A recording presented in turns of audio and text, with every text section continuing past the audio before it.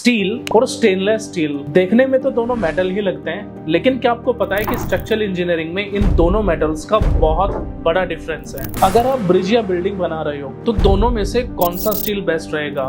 गलती हुई तो ध्यान रखना, आपका पूरा स्ट्रक्चर फेल हो सकता है। ये माइल्ड स्टील जो कि स्ट्रक्चरल इंजीनियरिंग में सबसे ज्यादा यूज होने वाला है, इसके लिए हमें IS 2062 कोड को बहुत डिटेल में समझना होगा। ये फ्लेक्सिबल भी है और स्ट्रॉन्ग भी, इसीलिए बिल्डिंग, ब्रिजेस और टावर्स में सबसे ज्यादा यूज होता है। पर दिक्कत है रस्टिंग की।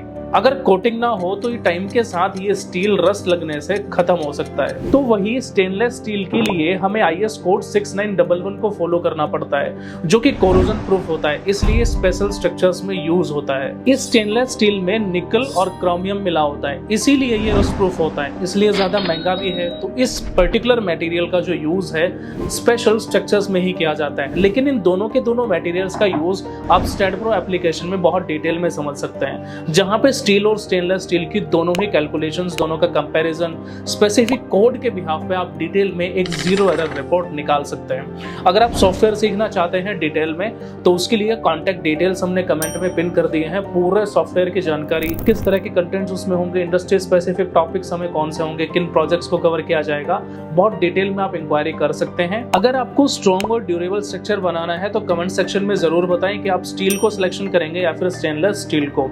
इसी तरह की इंफॉर्मेशन के लिए हमारे चैनल को सब्सक्राइब करें और वीडियो को लाइक करें।